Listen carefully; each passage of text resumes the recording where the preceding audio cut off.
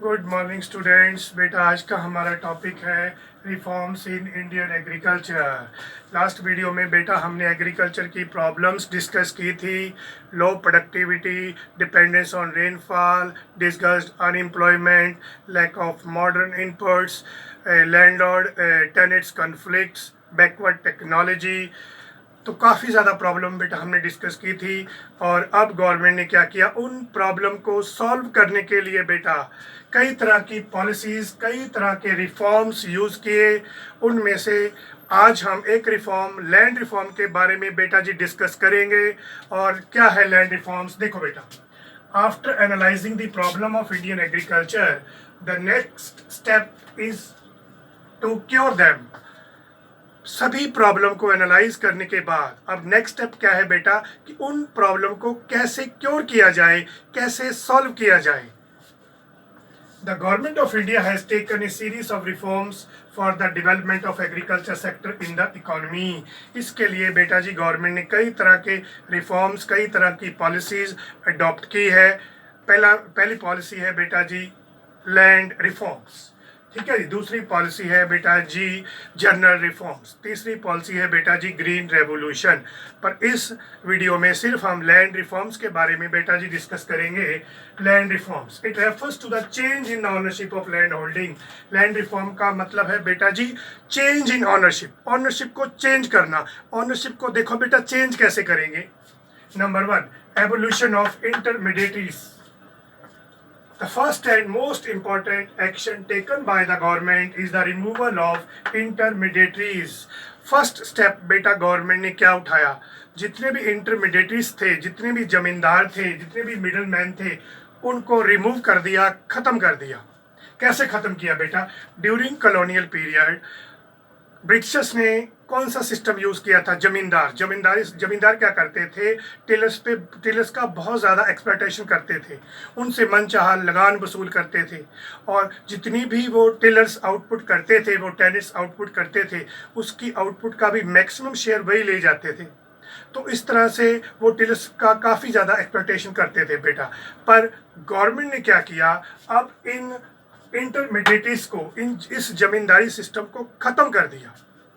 और इस जमींदारी सिस्टम के ख़त्म करने से अब जो भी एक्चुअल ज़मीन का कल्टीवेशन करते थे, उनके पास सारे ऑनरशिप राइट गवर्नमेंट ने प्रोवाइड कर दिए। जमींदारी सिस्टम खत्म हो गया। जो एक्चुअल कल्टीवेटर थे, जो एक्चुअल ज़मीन पे बेटा एग्रीकल्चर करते थे, उनको गवर्नमेंट ने सारे राइट प्रोवाइड कर दिए।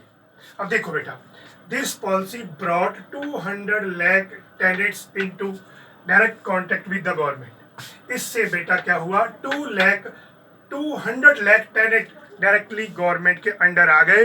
अब 200 लाख टेनेट्स को गवर्नमेंट ने उस जमीन पे कल्टीवेशन के राइट्स प्रोवाइड कर दिए, उनको उसकी ओनरशिप प्रोवाइड कर दी।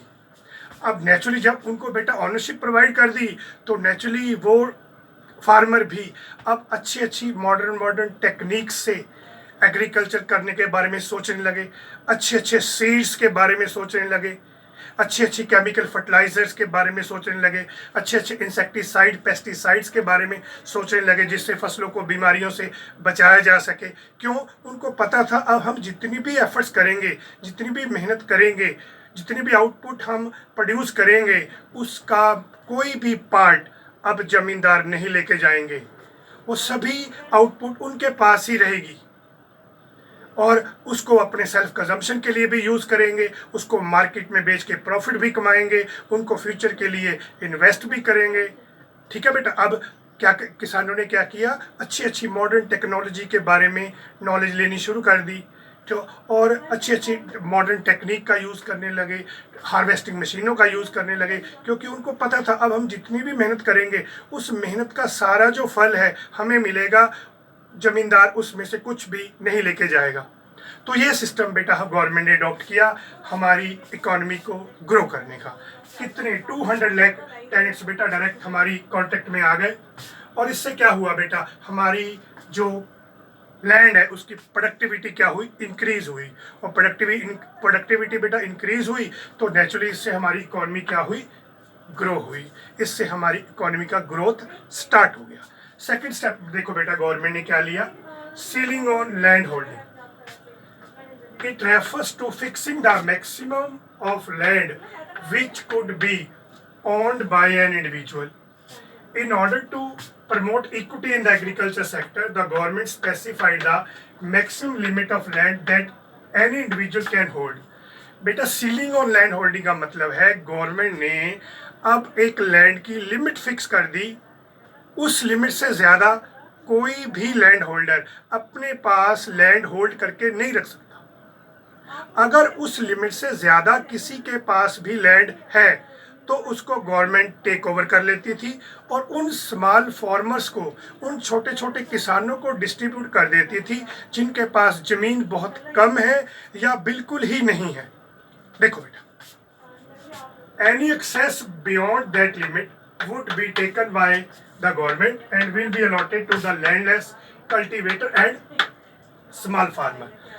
ठीक है बेटा, सीलिंग ऑन लैंड होल्डिंग का मतलब गवर्नमेंट ने अब एक लैंड की लिमिट फिक्स कर दी थी, उस लिमिट से ज़्यादा कोई भी लैंड होल्डर अपने पास लैंड होल्ड करके नहीं रख सकता था। अगर उस लिमिट से किसी लैंड होल्डर के पास लैंड है तो वो उस लैंड को गवर्नमेंट बेटा टेक ओवर कर लेती थी और उस लैंड को उस लैंडलेस होल्डर को प्रोवाइड कर देती थी जिसके पास कोई भी लैंड नहीं है या जिसके पास कम लैंड है उसको प्रोवाइड कर देती थी। तो ये इससे भी हमारी इकोनॉमी का क्या हुआ बेटा, ग्रो होगा। इससे हमारी इकोनॉमी ग्रो हुई, इससे हमारी इकोनॉमी का ग्रोथ हुआ। ये भी एक गवर्नमेंट का बहुत अच्छा स्टेप था बेटा हमारी इकोनॉमी को ग्रो करने में। थर्ड स्टेप बेटा गवर्नमेंट ने क्या लिया, consolidation of holding. It refers to a practice to allot land to the farmer at one place at a replacement for his scattered holding here and there. Last video में हमने क्या पढ़ा था बेटा, पहले जो हमारे किसान थे उनकी जमीन टुकड़ों में बटी हुई थी। एक टुकड़ा यहाँ है तो दूसरा टुकड़ा बेटा 2 किलोमीटर बाद है, तीसरा टुकड़ा और 2 किलोमीटर बाद है। तो उस वजह से टुकड़ों में ज़मीन बटी हुई होने की वजह से जो हमारे किसान थे, हमारे फार्मर थे, वो मॉडर्न टेक्निक्स से उस लैंड पर एग्रीकल्चर नहीं कर सकते थे।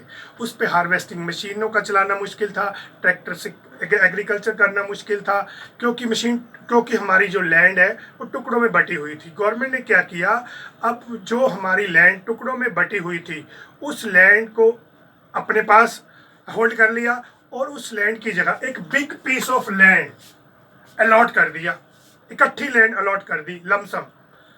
ठीक है बेटा, उससे क्या हुआ, अब किसान था जो वो मॉडर्न टेक्निक से एग्रीकल्चर करने लगा। उस जब इकट्ठा पीस बेटा हमें अलॉट कर दिया, एक साथ लैंड अलॉट कर दी, तो उस लैंड पे हम इजीली हार्वेस्टिंग मशीनें भी चला सकते हैं, उससे ट्रैक्टर भी चला सकते हैं। अब उस बिग पीस ऑफ लैंड पे मॉडर्न टेक्नोलॉजी से एग्रीकल्चर होने लगी, हार्वेस्टिंग मशीनों से एग्रीकल्चर होने लगी, तो नेचुरली बेटा हमारी जो एग्रीकल्चर की प्रोडक्टिविटी है वो क्या हो गई, इंक्रीज हो गई। इससे भी हमारी इकोनॉमी का ग्रोथ हुआ बेटा। ये भी एक गवर्नमेंट का बहुत ही अच्छा स्टेप था। लास्ट बेटा D point, cooperative farming. Cooperative farming is encourage to enhance bargaining power of the small holder. Together they can buy input at a lower price and sell their produce at a higher price. अब बेटा cooperative farming का मतलब क्या है, अब किसान जो farmer थे ना, स्मॉल फार्मर, छोटे छोटे किसान, उन्होंने कोऑपरेटिव फार्मिंग एक सोसाइटी बना ली। उस सोसाइटी का फायदा क्या हुआ, देखो बेटा, पहले एक फार्मर, एक किसान बाजार जा रहा है और वो थोड़े से सीड्स, बीज खरीद के ला रहा है। मान लो वही बीज एक अकेला किसान अगर मार्केट में जाएगा तो मान लो वही सीड्स या बीज उसे 200 पर केजी पड़ रहे हैं। तो अगर हम उन्होंने किसानों ने क्या किया बेटा, अपनी सोसाइटी बना ली। अब इकट्ठे 1000 फार्मर मान लो इकट्ठे बीज खरीदने जा रहे हैं, तो जो बीज बेटा एक फार्मर को 200 पर केजी सपोज पड़ते थे, जब उन्होंने अपनी सोसाइटी बना ली, अब पूरी सोसाइटी, पूरी जो उनकी यूनियन है 1000 फार्मर्स की, इकट्ठे बीज खरीदने जा रहे हैं, तो वही बीज बेटा अब उन्हें मान लो 100 पर केजी पड़ रहे हैं। तो नेचुरली वो बीज उन्हें क्या पड़ रहे हैं, सस्ते। इनपुट किससे होगी बेटा, सीड से, तो इनपुट उन क्या पड़ रही है, सस्ती पड़ रही है। तो अब उस इनपुट उन्हें सस्ती पड़ने लग गई। ठीक है, अब देखो बेटा, they can by input at lower price sell them there produce. उस बीज से जब वो एग्रीकल्चर प्रोड्यूस करते थे, उस फिनिश जो भी एग्रीकल्चर प्रोड्यूस करते थे, जब उनको मंडियों में बेचते थे, अपनी सोसाइटी बना के इकट्ठे जाते थे उस प्रोड्यूस को, उस प्रोडक्शन को बेचने, तब भी उन्हें ज़्यादा रेट मिलता था, क्योंकि वो बार्गेनिंग कर लेते थे। नहीं जी, हमने तो अपनी जो वीट है 1000 पर केजी से कम नहीं बेचनी, ठीक है, 1000 पर क्विंटल से मान लो कम नहीं बेचनी। तो नेचुरली उस सोसाइटी का उन्हें ये बेनिफिट हुआ, एक तो उन्हें जो इनपुट है वो भी सस्ता पड़ा, बीज भी सस्ते पड़े, और उनकी जो फसल है वो भी मंडियों में 1000 पर क्विंटल के हिसाब से यूनियन बना के इस रेट से भी ज़्यादा बिकने लगी। पहले एक किसान बेटा मंडियों में अपनी फसल बेचने जाता था तो उसे कम दाम मिलते थे, अब पूरी यूनियन जा रही है तो उन्हें उसके फसल के भी ज़्यादा दाम मिलने लगे। तो ये भी एक बहुत अच्छा बेनिफिट हुआ, इससे भी हमारी इकॉनमी काफ़ी ग्रो हुई, ये भी हमारी इकॉनमी की ग्रोथ का बहुत अच्छा कारण था। तो ये थे बेटा हमारे लैंड रिफॉर्म्स के 4 steps: evolution of intermediaries, consolidation of holding, ceiling on land holding, cooperative farming. इससे हमारी इकॉनमी बेटा काफ़ी ग्रोथ हुई हमारी इकॉनमी की। और ये थे बेटा हमारे लैंड रिफॉर्म्स के पॉइंट्स। और बाकी जो नेक्स्ट रिफॉर्म्स हैं, ग्रीन रेवोल्यूशन या जनरल रिफॉर्म्स, उनके बारे में हम नेक्स्ट वीडियो में बेटा डिस्कस करेंगे। ओके बेटा, यही था हमारा आज का टॉपिक। ओके बेटा, गुड बाय।